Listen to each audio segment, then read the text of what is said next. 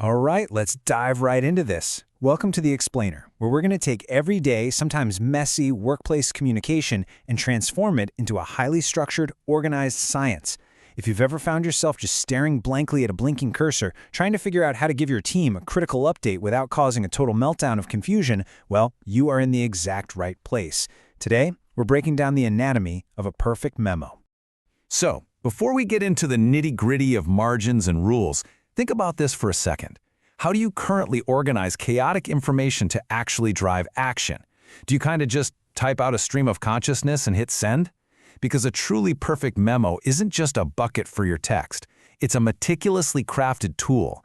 It commands attention, it absolutely respects the reader's time, and it leaves zero room for ambiguity. We're going to treat this document like a literal blueprint. Here's our agenda. 1. The anatomy of a memo. 2. Outer frame, the skeleton. 3. Inner frame, the essentials. 4. Structuring the message body. 5. Deep dive, memo analysis. And 6. Finalizing your memo. Let's kick things off with Section 1, the anatomy of a memo. Now, the crucial thing to remember here is that a format isn't just about making your page look pretty. It categorizes our settings into global frames and local structures. Think of it as the architectural floor plan for your data. When your reader opens that document, their brain instantly recognizes the pattern. They know exactly where to look for the sender, the core message, and the action required, all because you stuck to a pre-established plan. Moving right along to Section 2, outer frame, the skeleton. Okay, these are your absolute non-negotiables for the layout. This is how you ensure the text breathes properly and actually commands professional respect. You want 1-inch margins around the entire page that creates a nice, clean border. Every single line starts completely left-aligned. You're going to start your text exactly 2 spaces down from your subject line. And within the body itself, keep it single-spaced, but, and this is key, drop 2 spaces between your paragraphs. That prevents that dreaded wall of text that makes people want to instantly close the document. Now, what happens if your memo is a bit longer and spills over to a second page? You use a header. This creates an unbreakable link by clearly stating the recipient's name, the page number, and the date right at the top. It basically guarantees that if page 2 gets separated from page 1 on some messy physical desk, anyone can instantly piece the whole shebang back together. All right, Section 3, inner frame, the essentials. This is where it gets interesting, because your to and from lines actually have to shift based entirely on who is reading it. If you're shooting off a quick, informal memo to someone on your immediate team, just using their first name is perfectly fine. But the moment you cross departmental lines, or you're writing a formal memo, you have to use their full name and specify their department. And hey, the same rule applies to you. In a formal setting, your professional title and department need to follow your name so the reader knows exactly what authority you're speaking with. Let's talk subject lines. A subject line is way more than just a title. You really need to split it into the exact topic words to immediately communicate your intent to whoever is scrolling their inbox. Take a phrase like request for month-end expenditures. Notice how it's constructed. It gives the reader the focus, which is the request, and the topic, the month-end expenditures. It's just so much more powerful than lazily writing budget. A busy executive can glance at that and know instantly what's inside and what's required of them. Let's build on that with Section 4, structuring the message body. We've built the frame, so let's add the muscle. Here is how a long-form memo builds sequentially. If your memo is long, you absolutely need a condensed 5 to 10-line summary right at the beginning. Following that, your introduction outlines your purpose and scope. Then, you get into the discussion section. This is where you identify all the facts and carefully support your arguments. Finally, the conclusion ties it all up and demands a specific action.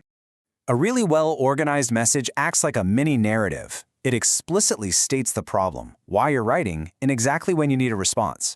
For example, saying, to help me complete my monthly budget report, that's the why. Please send me a copy of your month-end expenditures, that's the what. And by Wednesday at 3 p.m., that's the precise when. Boom, there is absolutely no guesswork left for the recipient. We've all been there, right? The classic dirty dishes in the break room sink. But this highly relatable scenario perfectly demonstrates how to tailor your tone. You have to explain things logically without getting overly emotional. If you're addressing a persistent annoyance or delivering unwelcoming news, state the facts, even reference human behavior if you have to. It's crucial to explain the objective reason first to buffer the blunt command that follows. Moving to Section 5, deep dive, memo analysis. Okay, sometimes you're not writing about break room cupcakes or dirty dishes. Sometimes you're crafting a complex analytical memo. In these cases, your tone must be totally unemotional. You're leaning on scientific analysis, taking a concept, breaking it down into its essential features, and observing how those features interact. Whether you're evaluating a massive drop in quarterly sales or proposing a new IT infrastructure, your writing has to rely purely on structured logic. And before you even think about presenting your findings, you have to build trust with your reader. How? By transparently outlining your data, your methods, and your assumptions. Where exactly did your numbers come from? What was the step-by-step procedure you used to analyze them? And what key assumptions did you have to make along the way? Oh, and if you're using tables or graphs, which you absolutely should for objectivity, make sure every single one has a clear title and a numerical reference. And finally, Section 6, finalizing your memo. Here is a fun fact that surprises a lot of people. Because the from line already contains your details at the top, there's no need for a complimentary close at the bottom. You don't need a sincerely or a best regards followed by a cursive signature.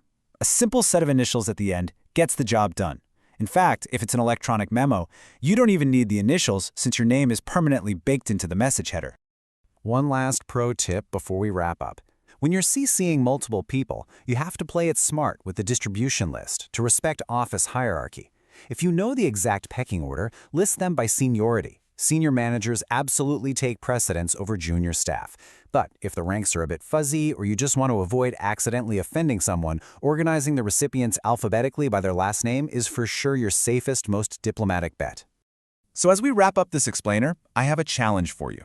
Next time you open a blank document, don't view it as a chore. View it as an opportunity to build a masterpiece of clear communication.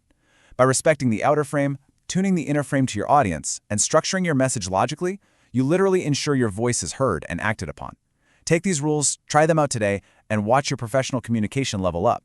After all, if your ideas are worth sharing, aren't they worth framing perfectly?